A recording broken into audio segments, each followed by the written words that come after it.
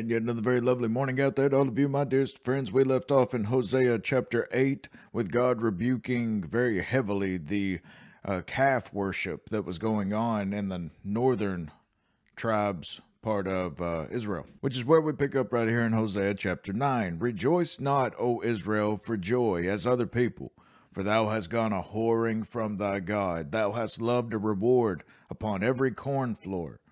The floor and the winepress shall not feed them, and the new wine shall fail in her. Adam Clark commented about this corn floor, namely the threshing place.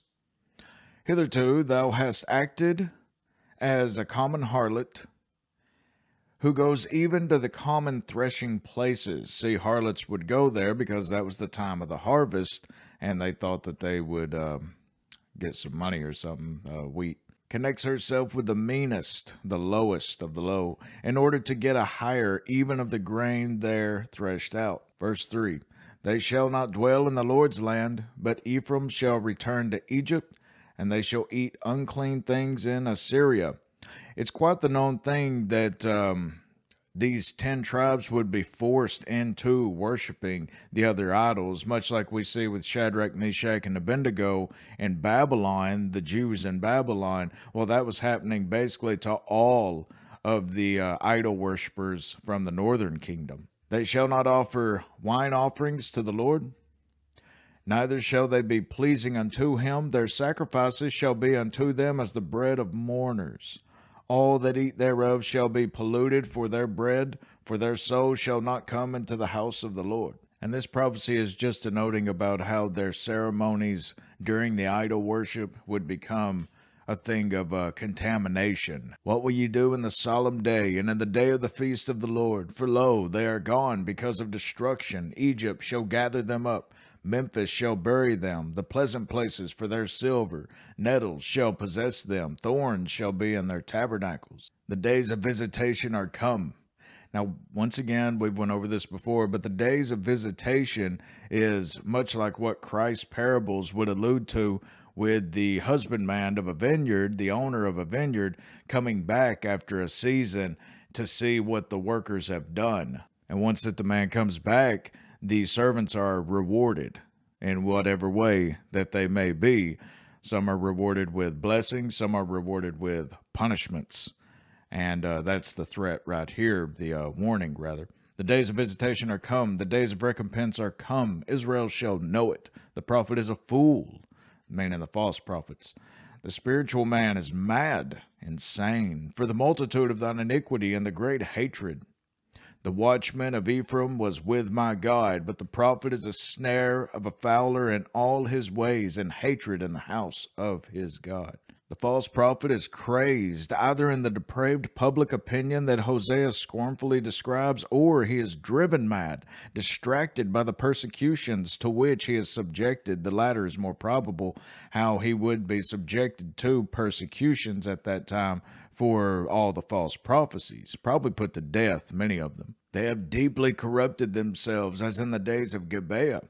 Therefore he will remember their iniquity, he will visit their sins. Now, for any of you in whom are familiar with the book of Judges, then you'll know what is being alluded to right here. And this is a very serious charge, as is the one coming up. Shows the fallen nature and the corruption. They have deeply corrupted themselves, as in the days of Gibeah. Well, if you'll remember about the event, the horrendous event of the Levite's concubine back in the book of Judges 19, Cambridge commented, the atrocity described in Judges 19 and referred to by Hosea again in Hosea 10, the next chapter. This is alluded to once again. All the Benjamites were destroyed except 600 men, a warning for Ephraim, because the Benjamites took up for the people in whom just totally, I can't even describe it with one word, what they did to the Levite's concubine. They just tore her to pieces all night long and did the most vile things to her body, and she was dead in the morning.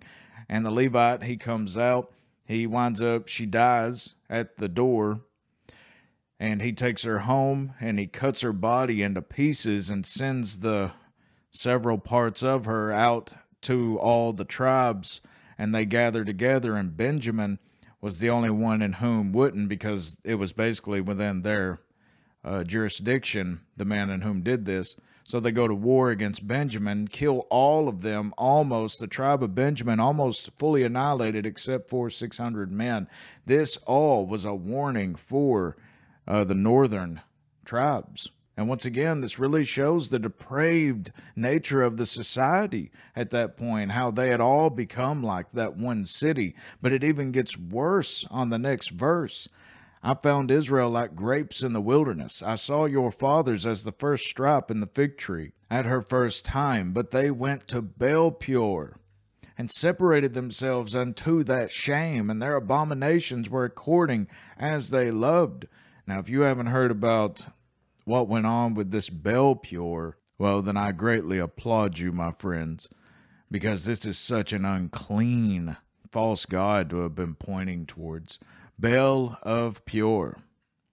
Sexual immorality in the context of worship. The Israelites participated once that they reached Moab.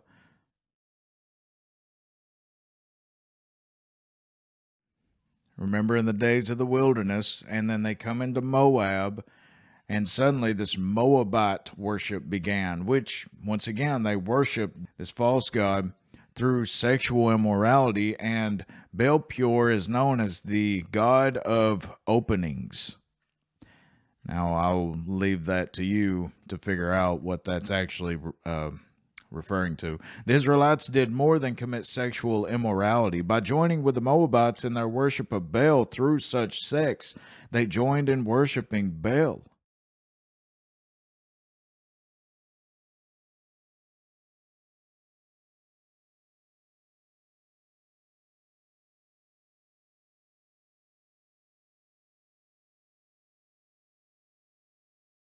Barnes commented, Baalpeor, as his name probably implies, was the filthiest and foulest of the pagan gods. It appears from the history of the daughters of Midian that his worship consisted in deeds of shame, great shame, and you can read a little bit in Numbers 25. Once again, Baalpeor, the Moabite idol, in whose worship young women prostituted themselves, the very sin Israel latterly was guilty of. As for Ephraim, their glory shall fly away like a bird from the birth, and from the womb, and from the conception. Though they bring up their children, yet will I bereave them, that there shall not be a man left. Yea, woe also to them when I depart from them. Now, this is God taking away all the blessings of them, even the blessing of their children. And he's also bringing down the hedge of protection that he had among them for so long. That hedge is brought down now. Satan, demons, everything is just allowed to totally come in and to slaughter them and everything. Ephraim, as I saw Tyre to the north, is planted in a pleasant place, but Ephraim shall bring forth his children to the murderer, meaning to go into battle and die in battle. Give them, O Lord, what wilt thou give? Give them a miscarrying womb and dry breast. All their wickedness is in Gilgal. Isn't that something? Gilgal, the very first place that Joshua led them across the Jordan, Gilgal, you see Jericho right here. All their wickedness is in Gilgal, for there I hated them. For the wickedness of their doings I will drive them out of mine house. I will love them no more. All their princes are revolters. Ephraim is smitten, their root is dried up. They shall bear no fruit. Yea, though they bring forth, yet will I slay even the beloved fruit of their womb. Horsley commented on the great significance of this place of Gilgal, still held in high respects in Israel. The first great offense of the Israelites after their entrance into the Holy Land, Joshua leading them, was committed while they were encamped in Gilgal, namely the sacrilegious peculation of Acon, how he kept back some of the treasure. And to this, it seems, these words allude. In the days of the prophet Samuel, hundreds of years later, in the days of the prophet Samuel, Gilgal appears to have been an approved place of worship and burnt offering. But in latter times, it appears from Hosea and his contemporary Amos that it became a place of great resort for idolatrous purposes, and these are the wickednesses in Gilgal of which the prophet here speaks. Gilgal was even the place where Joshua set up the 12 stones, and a very, very significant place right there. But right here, it's just completely rebuked. And it really shows the irreverence that the people had. They even went to these very revered places and totally corrupted them with idol worship. This is a point of no return. My God will cast them away. And believe it or not, Hosea and Amos, they're the last prophets sent unto them. So it's these words that are the final call for them to repent before they lose everything. My God will cast them away, because they did not hearken unto him, and they shall be wanderers among the nations. Chapter 10, Israel is an empty vine. He bringeth forth fruit unto himself. According to the multitude of his fruit he hath increased the altars. According to the goodness of his land they have made goodly images. Meaning that they believed that because their land was still fruitful, they still had wine coming up through the vines and everything, they attributed that to these false gods. Remember, they were strictly prohibited from building any other altars, and all of them were supposed to all go to Solomon's temple in order to worship God. But they have made just hundreds and hundreds of altars all around. Their heart is divided. Now shall they be found faulty. He shall break down their altars. He shall spoil their images, their idols. For now they shall say, we have no king, because we feared not the Lord. What then should a king do to us? Because the Lord would take away their sovereignty as a nation. They have spoken words, swearing falsely and making a covenant. Thus judgment springeth up as hemlock in the furrows of the field. Now let's quickly examine this part right here. They have spoken words, swearing falsely and making a covenant. It's believed that that's more referring to their alliances that they made with Assyria and Egypt, and which brought in all these false idols. But they swore falsely. They didn't intend to they lied. Everything was corrupt. They were even lying to Assyria and Egypt, not just to God and the prophets and all. Thus judgment springeth up as hemlock in the furrows of the field. Now, as you may know, hemlock is not only poisonous, but it also spreads rapidly. So it's poison spreading throughout the field, which is likened unto these judgments, these plagues, these punishments, chastisements that are going to spring up all among them. The inhabitants of Samaria shall fear because of the calves of Bethaven, or rather Bethel. For the people thereof shall mourn over it, and the priests thereof that rejoiced on it for the glory thereof, because it is departed from it. Speaking of these, once again, these two idols that were set up in Dan and Bethel, how they'd be taken away. The Jewish writers have a tradition that the golden calf at Dan, the furthest north, was taken away by Tiglath-Pileser when he subdued Galilee in 2 Kings 15, and the other at Bethel, to the south, here called Bethaven, by order of Shalmaneser, of which probably this is a prophecy. The Assyrians either broke it or carried it away into Assyria. Both priest and people shall mourn and be distressed when they see it disgraced. It shall be also carried unto Assyria for a present to King Jareb. Ephraim shall receive shame, and Israel shall be ashamed of his own counsel. As for Samaria, her king is cut off as the foam upon the water. The high places also of Avon, the sin of Israel, shall be destroyed. The thorn and the thistle shall come up on their altars, and they shall say to the mountains, cover us, and to the hills, fall on us. And right here you can see, once again, Dan and Bethel, where these two calves were set up. O Israel, thou hast sinned from the days of Gibeah. Now, once again, the Levite's concubine being alluded to right here. That's how heinous of an event that truly was. You can watch my own Bible study of that. I went over the entire book of Judges. If you wish, you can go just type in Bible study, Levite's concubine, Eyes Like Fire Ministry, and you should find it. But I'm giving a warning before going into it. It is very, very devastating. It's one of the most devastating things that you could ever hear about. O Israel, thou hast sinned from the days of Gibeah. There they stood. The battle in Gibeah against the children of iniquity did not overtake them. It is in my desire that I should chastise them, and the people shall be gathered against them when they shall bind themselves in their two furrows. little bit of a division amongst the commentators on these furrows. Is it talking about the two calves, or is it talking about the two alliances with Egypt and Assyria? Well, I would say you could really place both within that, because the Lord is saying it's his desire to chastise them when they bind themselves in their furrows. So it's within a comfortable spot. You could really look at, I guess, all of them as being part of these furrows, just in their wickedness. And Ephraim is as a heifer that is taught, and loveth to tread out the corn. But I passed over upon her neck.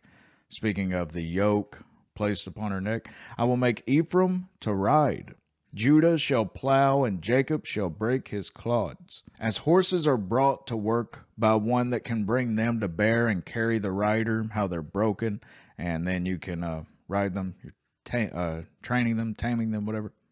So I will deal with Ephraim, the northern tribes. I will ride on Ephraim and tame him, in essence, by the Assyrians, who should subdue and enslave them. They will be brought into subjection. Sow to yourselves in righteousness, reap in mercy, break up your fallow ground, for it is time to seek the Lord, till he come and rain righteousness upon you. Notice, don't rely upon your own righteousness. He will rain it upon you. Ye have plowed wickedness, ye have reaped iniquity, ye have eaten the fruit of lies, because thou didst trust in thy way, in the multitude of thy mighty men. Therefore shall tumult arise among thy people, and all thy fortresses shall be spoiled, as Shalman spoiled Betharbel in the day of battle. The mother was dashed in pieces upon her children. So shall Bethel do unto you because of your great wickedness. Speaking of the judgment to come because of the calves, the golden calf at Bethel. In a morning shall the king of Israel utterly be cut off. Chapter 11. When Israel was a child, then I loved him, and called my son out of Egypt. Part of prophecy, it's actually quoted in the book of Matthew concerning what happened to Christ. He calls his son out of Egypt. Because just as many names are used for Christ in the Old Testament, the name Jesus not being revealed until Gabriel revealed it unto Mary, so is Israel right here used in place of Jesus, just as David, the king, is, and the branch. We've went over all of this. But as we leave off from the ideal of verse 1, the ideal being Christ in the name Israel, now Hosea is being brought back to the nation itself. As they called them, so they went from them.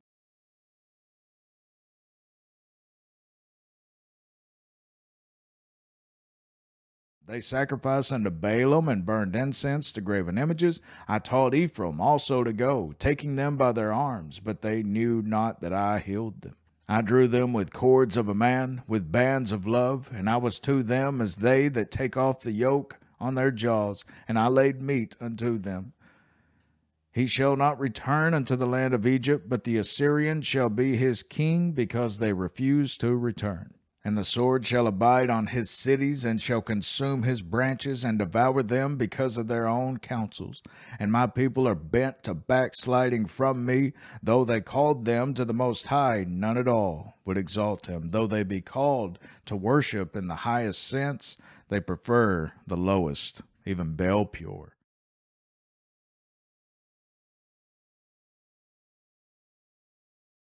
But then we see something very wonderful, as in pretty much all the prophets, we see this, I'll chastise you, but then I wish to bless you. And we see that with this verse 8. How shall I give thee up, Ephraim? How shall I deliver thee, Israel? How shall I make thee as Admah? How shall I set thee as Zeboam? Mine heart is turned within me. My repentings are kindled together. Now these are two cities that were destroyed with Sodom and Gomorrah. And as you can see how far the devastation extended, no wonder Lot's daughters believed the whole world was just destroyed. I will not execute the fierceness of mine anger. I will not return to destroy Ephraim, for I am God and not man, the Holy One in the midst of thee. And I will not enter into the city like an enemy. They shall walk after the Lord. He shall roar like a lion. When he shall roar, then the children shall tremble from the west, pointing towards Europe and the far off places, which is quite the unique verse right there, because just to the west of Israel, that was just the Mediterranean. There was nothing going on, but later on it would be fulfilled in the west. They shall tremble as a bird out of Egypt, and as a dove out of the land of Assyria, and I will place them in their houses, saith the Lord. Ephraim compassed me about with lies, and the house of Israel with deceit, but Judah yet ruleth with God, and is faithful with the saints. This seems to relate to the times of Hezekiah, who restored the pure worship of God in Judah around that time, at which time the 10 tribes were flagrantly wicked and wholly addicted to an idolatrous worship. So once again, there you have it, my friends. We have one more study coming up. We're going to try to, Lord willing, get done with the 12, 13, and 14 very, very soon. Thank you all for joining me. God of peace be with you. Amen.